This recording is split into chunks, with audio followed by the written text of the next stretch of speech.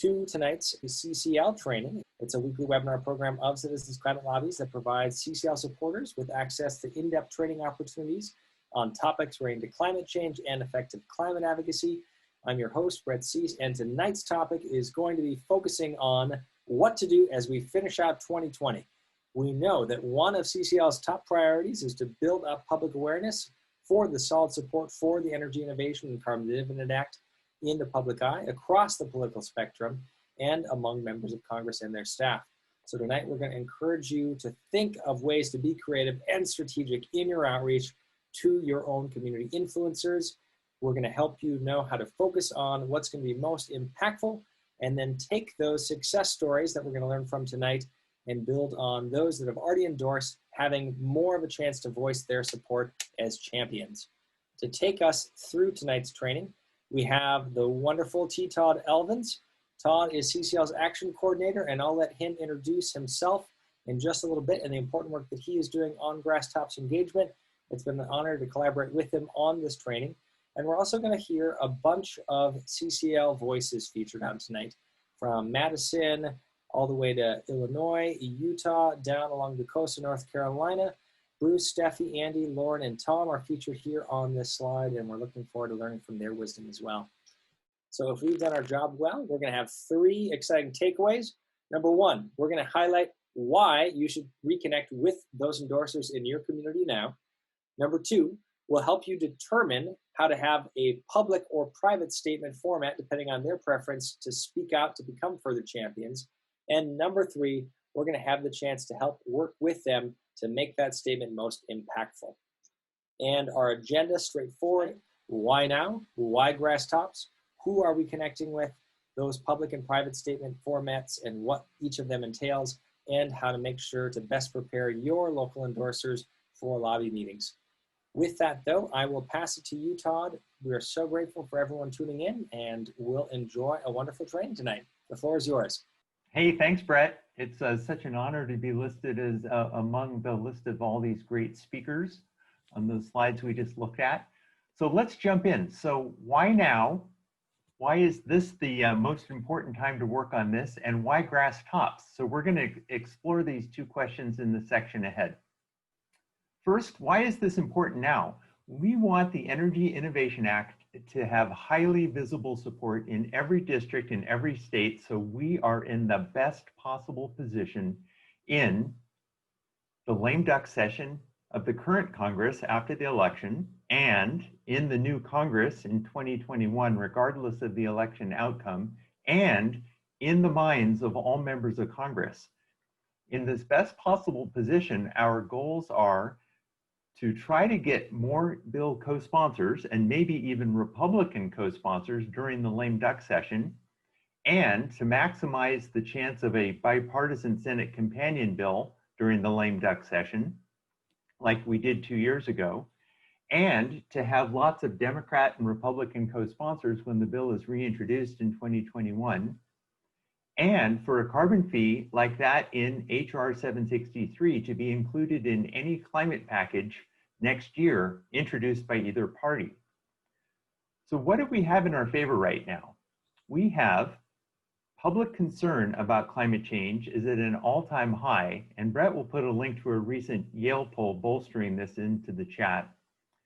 And we found that communicating with prominent community leaders is actually easier right now with them working from home. And as a quick preview of something we're going to cover later in the socially distanced era, it's actually easier for community leaders to join online meetings. So we'll explore the how-tos of that in just a bit.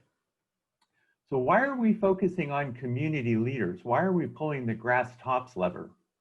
Well, grassroots constituent support from all the constituents in the district and state is important too, but prominent community leaders are often trusted messengers to our members of Congress, and they have a lot of clout sometimes.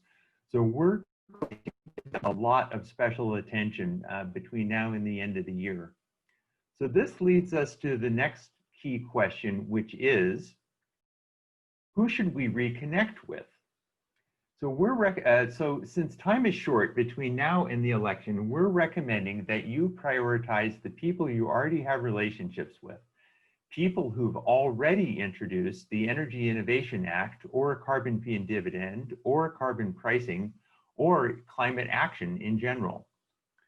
Okay, now that you've narrowed your focus, here are 6 ideas for who to reconnect with. 1, endorsers on the Energy Innovation Act website on the supporters page who you know. Community leaders who endorse carbon fee and dividend as a policy solution or climate action in general in the past. All local elected officials who voted for a resolution endorsing HR 763, especially those who led the effort to pass it, and the many dozens of state legislators who have endorsed HR 763, and people who've signed the declarations on the Business Climate Leaders website, including the Brewers Declaration, the Winemakers Declaration, the Health Professionals Declarations. Those are all declarations on the Business Climate Leaders website. And local economists who signed the Climate Leadership Council's Economist Statement on carbon dividends, and other community leaders and elected officials you already know and work with, including members of your chapter who might be prominent. CCL DC office's prioritization of these 6 types of community leaders for CCL National Outreach and Partnership Coordinator Taylor Krause's post. Taylor prioritizes state-level legislators, large employers, and Trout Unlimited, followed by economists, local officials, and faith leaders. You know your member of Congress, so your priority order may be different. Prioritize the people you think will be viewed as trusted messengers by your members of Congress. And of course, the best endorser is the one that follows up with their members of Congress themselves and advocates for the bill directly. To get started, download or make a copy of this template email message, customize a message for each of the community leaders on your list, send the message as an email, and then follow up with that all-important phone call after a few days. If you can't remember who in your community has already signed on or endorsed, let's review where you can find a list of Energy Innovation Act endorsements from your district or state.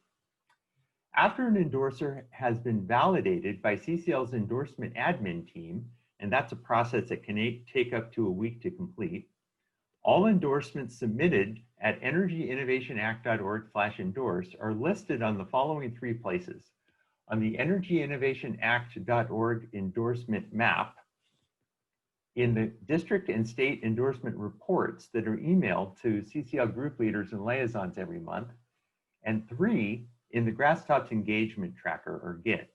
This is also where you can look for all of the old carbon fee and dividend and climate action endorsements, which were put there years and years ago. We're often asked, where should I look to see the most prominent endorsements? Those are listed on the supporters page at energyinnovationact.org. And this list is shorter than the lists of endorsers in the other places I just mentioned because it only features the most prominent supporters. So next, let's cover what actions you can encourage your endorsers to take to state their support. We'll explore each of these in the section ahead. Okay, so you've established the key endorsers to encourage to champion their support to Congress. Now let's talk about public and private ways that our community leaders can speak out to voice their support. If your prominent community leader is okay speaking out publicly about their support, encourage them to consider using one of these formats. 1, creating a 1 to 2 minute video testimonial to share. For an example of what this can look like, see the recent endorsement video made by Major League Baseball pitcher Brett Suter. 2, they can pen an open letter to the representative and senators that your chapter can share widely and deliver to Congress. 3, writing a post in their own social media that includes the hashtag price on pollution. And 4, drafting an op-ed either solo or with other community leaders or co-authored with you that you can submit to your area newspapers. And that's not all. Once your community leader has stated their support, you can help amplify the public awareness of that statement. Share it on your group's forum on CCL Community and on the site-wide forums to inspire others with your success. Post their support on your social media and on your Member of Congress's social media. And use their support to generate local letters to the editor submitted to your newspaper. The best statement is one that strongly supports the Energy Innovation Act, but statements that support carbon fee and dividend, a carbon tax, or carbon pricing are also good, in that order. Yeah, so I'll take a little break here, and this is the first of 3 vignettes that we're going to profile tonight on really putting what Todd is reviewing in action with profiling some stories from throughout the country. I see a couple of the interviewees here showing up tonight on the call. First and foremost, we'll have the wonderful Andy Pinelli, and he's going to review a lot of the work and success that the Chicago area Catholic outreach efforts have led to, including an overall endorsement letter from the diocese and the Archbishop in that area. So Andy's interview takes a little over 5 minutes, and here we go. My name's Andy Pinelli. I lead the Chicago South Suburbs chapter of Citizens Climate Lobby, and I'm also a member of the Catholic Action Team of Citizens Climate Lobby. About 3 years ago, I started to explore opportunities to get more involved on the faith-based side of the street. We were a couple years into Pope Francis' encyclical Laudato Si, which is all about creation care. And I started up a parish creation care team through an association I had with Catholic Climate Covenant. And they were behind EICDA, and with a little bit of research, I also found that the Catholic bishops had come on board in 2019. They had issued a statement of support for EICDA. So from engaging with our parish and some local parishes, we started to get involved with the Archdiocese of Chicago, which is a group of 320 of parishes. And through them, we were able to network with other creation care teams and green teams at other parishes, and use the Archdiocese as kind of a focal point for coordinating events. So we would try to schedule events around Earth Day, around what we call the season of creation, which is primarily the month of September. And we've got the Laudato Si anniversary, and we focus events around that. One of the events that the Archdiocese started to lead was a series of environmental film festivals called the One Earth Film Festival. And what I tried to do there is work with the Archdiocese to put out a letter, which we're going to show you, which talked about EICDA and trying to urge parishioners to get out and call their congressmen and support this legislation that the bishops had given a nod of support to. So we used that at every event that we did, where there was maybe 20 network events that I had initiated or the Archdiocese had initiated with other parishes in the Archdiocese. And every time we did an event, we were doing a commercial for EICDA and sign letters to your congressman. And then, of course, CCL would then take those letters and get them to their congressional representatives. So we always tried to take advantage of that as an opportunity. And from there, I wrote that letter for the Archdiocese and suggested that we hand it out at these events, and then they put it on their letterhead. That was the first kind of milestone event. Now there's this letter that's been perpetually circulating over about a year and a half. Now it's time to start pushing the Archbishop of Chicago, which is Cardinal Cupich, to try to do an op-ed or try to issue a signed letter. And we'll show you the signed letter that in May, Cardinal Cupich signed and that we used. And this was the, these are door openers to get other parishes involved, to get other parishes supporting events. It makes it a lot easier when you've got that level of support from a well-recognized religious figure in the area there. So that's kind of how we made this happen. And my recommendation would be that you get started, you make some contacts first at the parish level, and you get more credibility if you're doing something with the parishes and engaging with the parishes, and then jump to the diocese level and try to get those folks involved. To get things going, I would suggest that you reach out to some of the faith-based action teams. It's especially powerful if the faith that you're involved with has issued some kind of statement of support for EICDA. That makes it really easy to leverage. And the Catholic Action Team, there's a Presbyterian Action Team, there's a general faith-based action team, which are good places to start. And they've already got tools that you can use to try to leverage in your locality, things that you can do. In closing, a lot of our faith-based action teams have information on who faith-based, who in those various faiths are congressional representatives, and that can be powerful leverage when you're reaching out to those representatives and you're of the same faith. So I would take advantage of that and connect with those faith-based teams and wish you good luck. We found that this is excellent leverage for us in terms of our activities with CCL. All right, that was a perfect way of really blending a lot of those stories that Todd was just highlighting again of the public ways of doing outreach. Wow, Andy's video is amazing about that public statement that the Archbishop made in Chicago.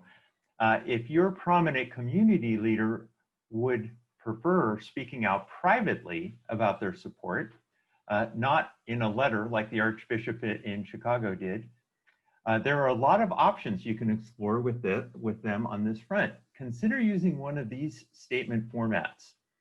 1, writing a personal letter to their representative and or their senators that you can deliver in a lobby meeting. Scheduling a personal call or a Zoom meeting with the endorser's representative, senator, or staff. Joining you for a pre-planned and pre-rehearsed CCL lobby meeting. And we're going to talk a lot more about that in just a minute. And number 4, sending a message to their influential colleagues, introducing them to the Energy Innovation Act and suggesting that they consider voicing their own support for the policy. Yeah, thanks so much, Todd. I think we'll jump right in with examples of working on the private side of things with really leveraging your connections. And in this case, we're going to zoom into Madison, Wisconsin and work that was done behind the scenes with state legislators. So I'll let Bruce pick up from there. Hi there. I'm Bruce Jameson. I'm with Citizens Climate Lobby, obviously. I'm in Madison, Wisconsin, with a chapter here, and I am a liaison to our local congressman. I'm here to talk about a particular endorsement I managed to get, and it's one that many of you could do as well. I simply reached out to a state assembly, my state assembly person, and talked to her about the Energy Innovation Carbon Dividend Act. And she got interested, her aide really got interested, fortunately. And over the next couple of weeks, she came around and actually agreed to endorse our bill 763 and did that online. So that was good. And of course, I relayed that to our congressman, who probably filed it someplace. What really made this effective was the good news about having to do our congressional meetings virtually. Because it was virtual, I was able to include my assembly woman in the conversation. And she happens to be a friend of my congressman, She also happens to be running for state senate and got the endorsement of the congressman. So when she said she supported CCL and endorses our bill, it landed. It really landed. And this congressman is somebody we've been working on for years, and it was really good news to see him sit up and really take notice. I found this was relatively easy to do. When you reach out to your local state assembly representative, this is somebody who doesn't have a lot of constituents. You can almost always get a meeting with them. They're usually dying to talk to somebody. So you can do that, and all you're asking for is their endorsement of the bill and being able to use their name in a conversation with your congressman or senator. The process for reaching out to your state representative, if that's what you choose to do, is to really just get in contact with them. And my process was to simply attend town hall meetings that this person had. I had a bit of an advantage because I'm active politically and she has seen my face many times before. And eventually she got to know me as a CCL person. I just showed up when she showed up, and I was always in the audience and politely talked to her about what I was doing and showed interest in what she was doing. You build a relationship like we do all the time lobbying. That's what we do. Perfect timing, and again, just real emphasis on those same themes that Todd was outlining with some of those private statements. I'll pass it to you, Todd, for one last section, and then let's actually pause for some Q&A and interaction before we go to our final element tonight. Yeah, thanks a lot, Brett. So let's talk about a special type of community leader. Members of Congress are community leaders too, and their support can influence other representatives and senators. If your member of Congress is a bill co-sponsor, ask them to talk about why they support H.R. 763 in an op-ed or on their social media and whenever they speak in public, and ask them to support the bill's reintroduction in 2021 and to invite their colleagues to join them as co-sponsors. For more information, we have a whole training on how to work with existing co-sponsors. So we've already talked a lot about the idea of ways that people can participate publicly or privately with their member of Congress and influence them with their statements of support. But say you've already got a member that's decided to join you specifically for a lobby meeting, and right now we'll assume that's online, obviously. Let's review the best way then to prepare for their participation and set your team up for success. These pieces of advice are based on best practices that groups that have done this throughout the country have really found to be most effective. And then we're going to hear from one of our own attendees on the line tonight that leveraged this in their own lobby meeting. So having already built up your relationships with your community leader and confirmed their interest in lobbying, here's a few different ways you can incorporate your community leaders into a virtual lobby meeting. Right on the slide. Number one, you can have one community leader with you and your lobby team. They can participate as part of the team, usually by telling their story, especially connecting climate change impacts with their business or the service they do for the community or their daily life. You could also replace all of the other team members with a group, a cadre of community leaders, and they could be your team. And you could go in just with them. They could take on all the roles. You can make sure to really have the whole focus of that meeting be about them and their advocacy, whether it's a particular sector, whether it's a group of people and they're speaking about your community overall and the benefits that they face with this action or the costs that face with delayed action. You can also, lastly, think about assisting a group of leaders with their own request to hold a non-CCL virtual meeting. So they're doing this on their own watch. They're doing this outside of kind of the aegis of CCL, but you can still provide technical consultancy outside of that to make sure the meeting is a success. So all of this is a lot easier right now online with these meeting platforms that we have than in person especially. So I'm guessing even after we end the era of social distancing, a lot of the best practices that we're finding are going to be continued given just how seamless it is for groups that are trying this out. So let's talk real quick too then about lobby prep work. So if you've already got this all set up, depending on, again, which of those pathways you've chosen, here's a couple of other key points. Number one, when you add one or more community members into your meeting, you want to do some extra prep work to make sure that you've actually invited them into knowing the role they're going to play, so that there's no surprises or little Easter eggs that show up the day of and catch you off your guard, right? So you want to make sure that they're on the same page with CCL's core values, they agree with the focus or whatever your team really is focused in on the ask. And then you want to start processing early. You want to make sure that you're actually highlighting what you can do long before the actual meeting shows up, so that everyone knows how to work together, has that practice ahead of time, and really is on the same page the day of.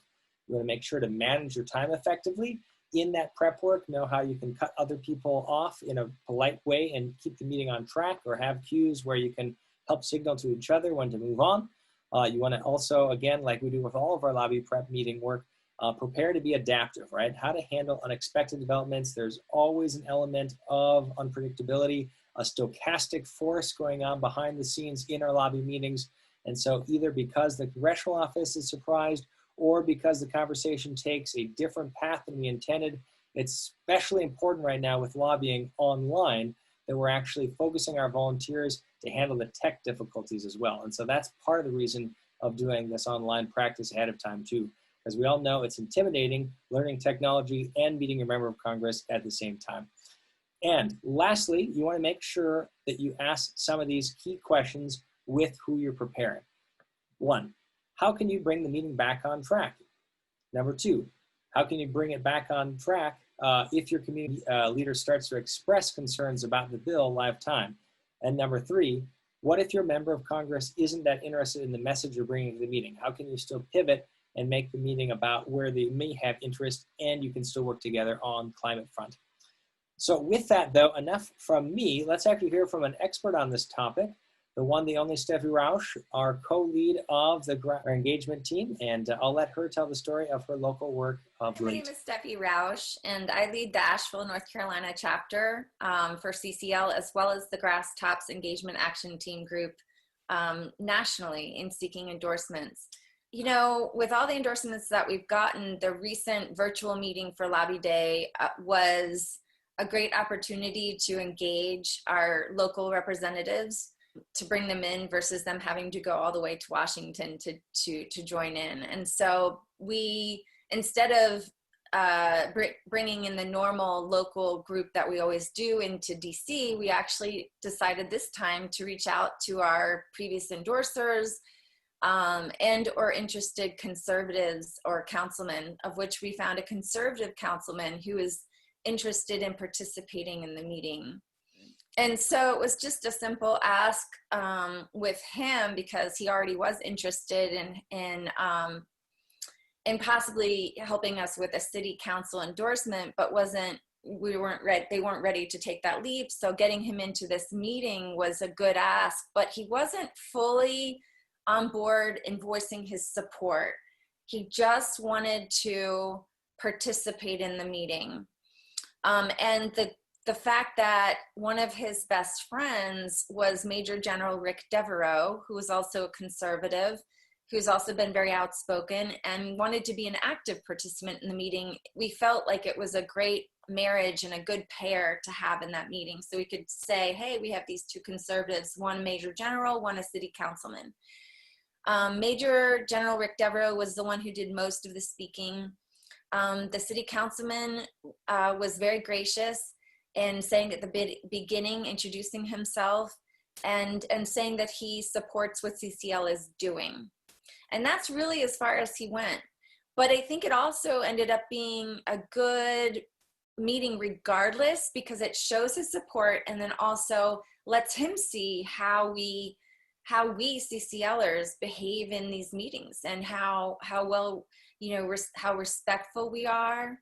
And then also educating him during the process, him seeing like the statistics we showed of conservative support through the polls, the Luntz poll and other polls, and, you know, going through the question, motivational interviewing skills we learned in that meeting, and him seeing how it all works. And he even made suggestions in the prep meeting of a better way to word things.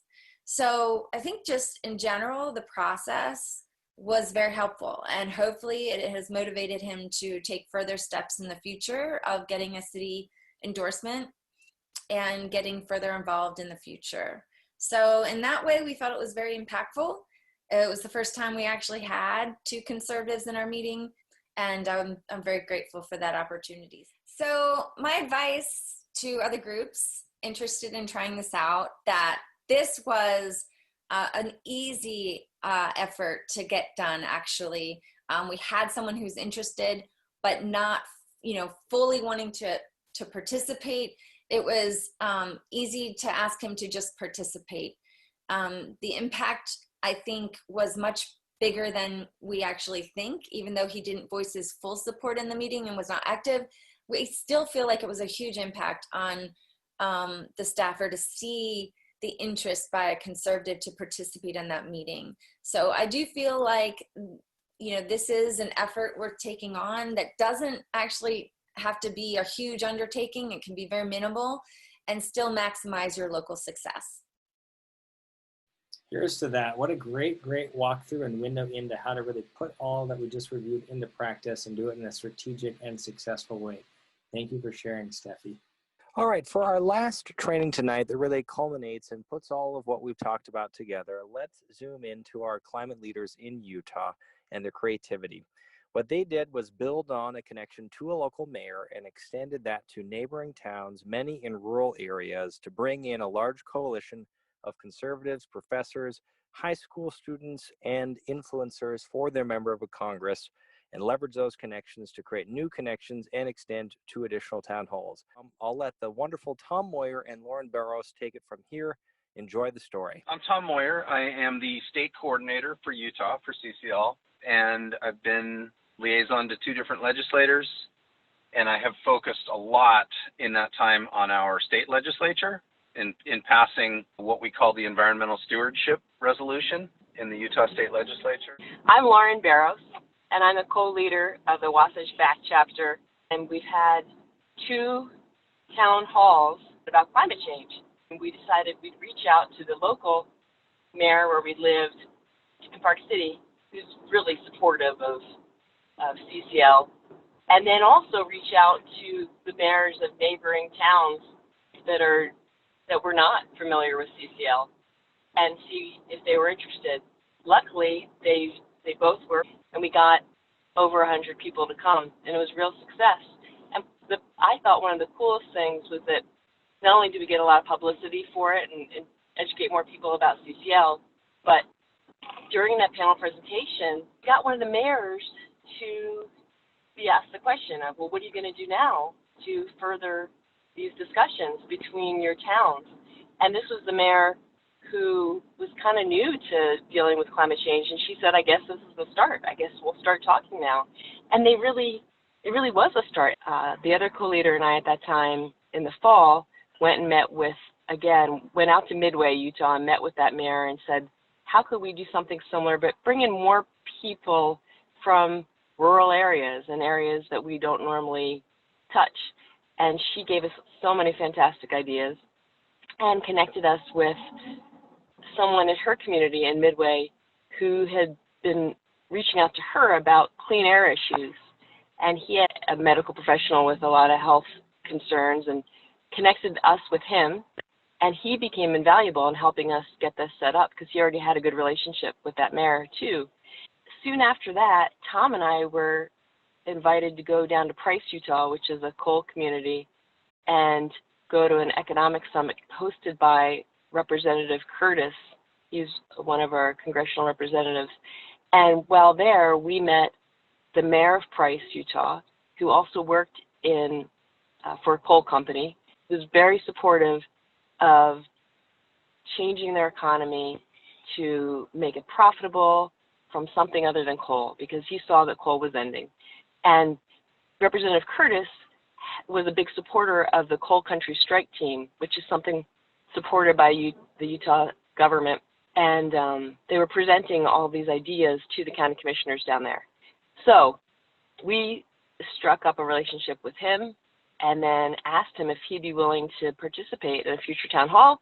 He said, sure. And then because of COVID, we had to pivot and changed our town hall to be by Zoom. And that actually made it more convenient, I think, for us to be able to get him, which was great. So in the end, our second town hall was the mayor of Price, and we also had the mayor of Heber, who had been in the previous town hall but was now really interested in carbon dividends. And we had Representative Curtis on this town hall as well. And we had a professor, an air pollution epidemiologist professor from BYU speak. And then we had 2 college students from BYU moderate, another young conservative carbon. From Young Conservatives for Carbon Dividends. Volunteer help moderate as well. And that Zoom call also got over 100 viewers, which was really great because we did the same thing. We just reached out to all of our contacts, did a press release, asked as many volunteers as were willing to help spread the word. I think really one of the coolest things about that second town hall was that the second town hall ended up having a more conservative tone. In other words, people who were listening to the call said, wait a second, they're not really pushing carbon dividends. They're talking about all kinds of other things. And at the same time, the people on that call really were influenced by Representative Curtis and by the BYU professor. And so at the end of the town hall, the mayor from Price said, I've learned a lot. And it seemed like he learned a lot from Representative Curtis's influence as well. And since that time, we've spoken to other more conservative lawmakers who have said, I listened in on that town hall and I listened to Representative Curtis, and that really impressed me, and it really showed me that the Republican Party needs to move in this direction, that we need to do something about this. And so I thought they were both huge successes. Yeah. That really stands out to me as well, that even though it wasn't full-throated, we have to get this done now, it's just the effect it has on the people who are more reluctant to hear the message is huge. Thank you so much, everyone, for these wonderful stories tonight. Thank you, Todd, for your help in leading the charge and putting this together. We hope that you found tonight's training useful and empowering. As always, feel free to email me with any questions or follow-up, and we encourage you to share the stories that you've found in your own local outreach to be most effective. Feel free to go to our CCL community forums. The link is featured here, and we look forward to learning from your own experiences. Stay safe, everyone. Thanks for a wonderful training, and we'll see you soon. Thank you for listening to this episode of Citizens Climate Lobby's training program. You can tune into more episodes anywhere podcasts are available. Inspired by what you heard today? Join Citizens Climate Lobby to advocate for bipartisan climate solutions. Go to community.citizensclimate.org to find more trainings, resources, your local chapter, national action teams, discussion forums, and more. Be sure to like our Facebook page and follow us on Twitter and Instagram @CitizensClimate. We also invite all of our listeners to subscribe to our YouTube channel for more inspiration. And together, we are creating the political will for a livable world.